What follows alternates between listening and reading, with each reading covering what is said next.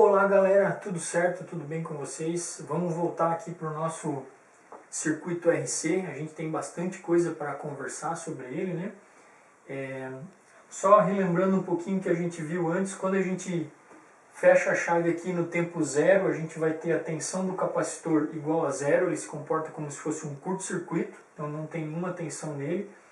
E a corrente dele, a corrente do capacitor no instante zero, vai ser a corrente máxima que o circuito permite, né?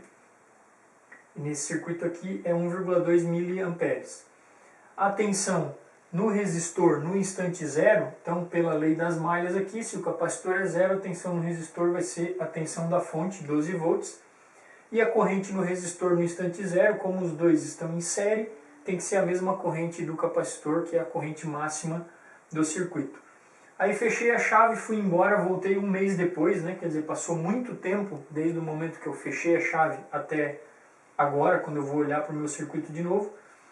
E eu vejo que a tensão do capacitor, então lá no infinito, muito tempo depois, ela agora está em 12 volts, que é a mesma tensão da fonte, né? Então o capacitor já se carregou completamente, ele chegou no máximo de tensão que ele consegue nesse circuito aqui.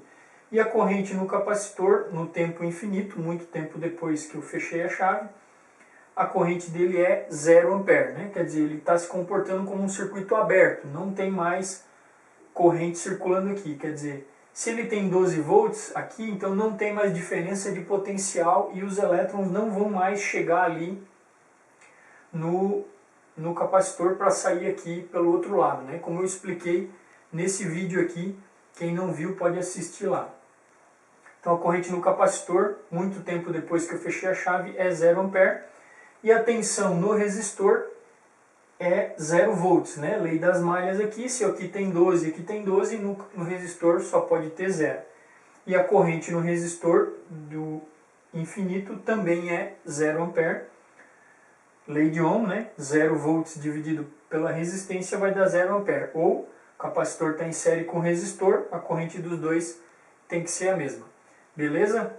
Quem está gostando dos meus vídeos, se inscreve no canal aí, dá um like, compartilha com os amigos. E quem não está gostando, se inscreve também, dá um dislike e compartilha com os inimigos. Certo? Vamos lá então? Então, vamos lá. Para a gente começar aqui, eu vou falar um pouquinho rapidamente sobre a parte matemática, né? Para o pessoal da matemática não ficar muito chateado, mas assim, a gente vai ver aqui, né, que a corrente no capacitor ela é dada pela capacitância dele vezes a derivada da tensão em relação ao tempo, certo? O pessoal não ter um arrepio aí e começar a tremer por causa de derivada, né? Vamos entender o que é isso aqui. Derivada basicamente é a variação de uma coisa em relação a outra coisa. Essa outra coisa aqui normalmente é o tempo, porque o tempo é uma coisa que está sempre variando, né? O tempo sempre passa, certo? Nunca para. Então a gente vai ver quanto a tensão do capacitor varia em relação ao tempo, né? Quanto ela varia com o tempo. Se essa variação do capacitor for muito grande, quer dizer, se a tensão do capacitor tiver uma variação muito rápida, né? Uma variação muito grande dentro de um espaço de tempo, esse número aqui, essa divisão, vai ser um valor alto. Multiplicado pela capacitância, eu vou ter uma corrente alta, depende do circuito, né?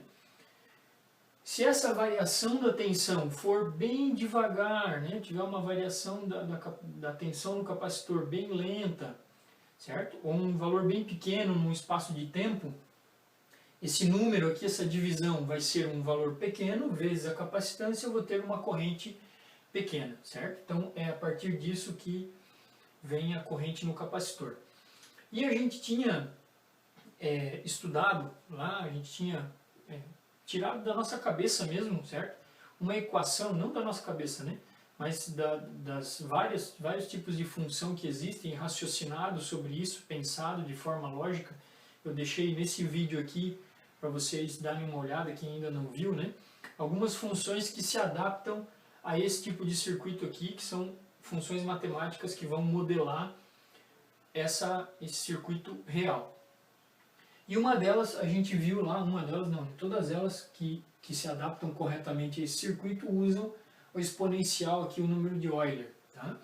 Então a gente vai ver, sem entrar muito na matemática do negócio, né, que a tensão no capacitor, variando com o tempo, ela vai ser uma tensão final, né, a tensão que o capacitor vai ter lá no tempo infinito, mais a tensão inicial dele, se o capacitor já estava carregado na hora que eu liguei ele no meu circuito, ele vai ter uma tensão, menos a tensão final, que é a mesma aqui, vezes a exponencial elevado a menos t, dividido por R vezes C. Esse R vezes C é a resistência vezes a capacitância do circuito. Vamos só ver se essa equação aqui se encaixa nesses valores que a gente que a gente observou aqui, né? Então, se eu colocar aqui o t igual a zero, quer dizer, no instante que eu fecho a chave, o que vai acontecer? E elevado a zero é 1, né? Então, esse termo aqui vai virar 1. Para o nosso sistema, o capacitor está totalmente descarregado, não tem nenhuma tensão no capacitor. Então, essa V0 aqui vai ser 0. Então, eu vou ficar com tensão final menos a tensão final, que no fim vai dar 0, certo? Que é o que a gente tem aqui, ó, instante t igual a 0, tensão no capacitor 0. Agora, se eu deixar esse tempo passar aqui, se eu colocar aqui um tempo bem grande, né, vocês podem fazer na calculadora ali, coloca aqui no lugar do t 10, 20, 30, 50, né, lembrando que aqui tem que ser negativo, esse termo aqui vocês vão perceber que ele vai cair muito, ele vai ficar muito pequeno, ele vai ficar praticamente 0 aqui. Tranquilo? Então, o que acontece? Essa equação aqui, ela vai dar esses resultados que a gente estava esperando, né? A única coisa que a gente vai modificar aqui é, vamos colocar os valores, né? Eliminar esse V de 0 aqui, que é a nossa tensão inicial, porque é a tensão que o capacitor já tinha antes de eu ligar ele no circuito, e para nós aqui o capacitor estava totalmente descarregado, não tinha nenhuma tensão. Então eu vou reescrever aqui a tensão do capacitor em função do tempo, e eu vou colocar esse VF em evidência, né? Então eu vou ter aqui o VF, a tensão final dele, que é 12 volts, então é 12 vezes 1 menos E elevado a menos T dividido por R vezes C. Certo? Nós vamos conversar um pouquinho sobre esse RC num próximo vídeo. Tá? Então essa daqui é a tensão no capacitor para esse circuito aqui. E aí o que vai acontecer com a corrente? Né? Eu posso chegar na corrente de duas formas. Eu posso fazer a derivada dessa função aqui e multiplicar por C, ou eu posso lembrar, né, que a minha corrente, o que ela tem que fazer? No capacitor aqui, ó, no instante zero, ela tem que ser o máximo valor do circuito, certo? E depois, no tempo infinito, ela tem que ser zero, né?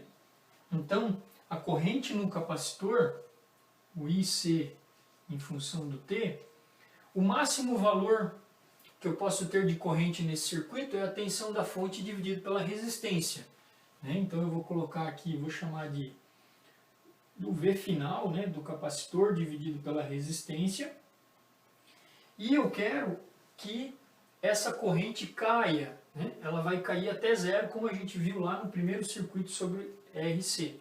A corrente no capacitor vai cair até zero.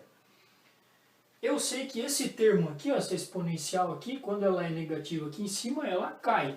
Então é isso mesmo que eu vou utilizar, né? Isso aqui vai ser vezes E elevado a menos T sobre RC. A gente pode chegar nisso aqui matematicamente através da derivada, ou lembrando, né, daquele nosso raciocínio e vendo aqui ó, que a corrente do capacitor tem que chegar a 1,2 mA no início e cair para zero.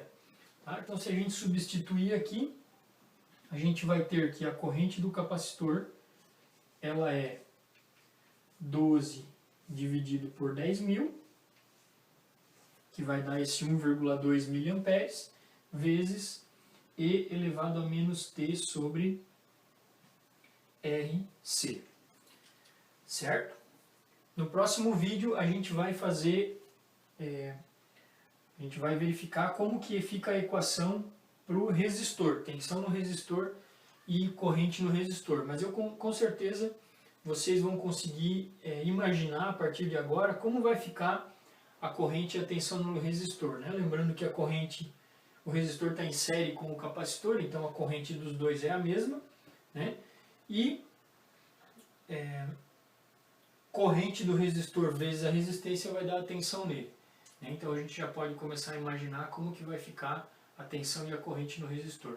Mas no próximo vídeo a gente vai ver como que faz isso, beleza? Obrigado e até lá!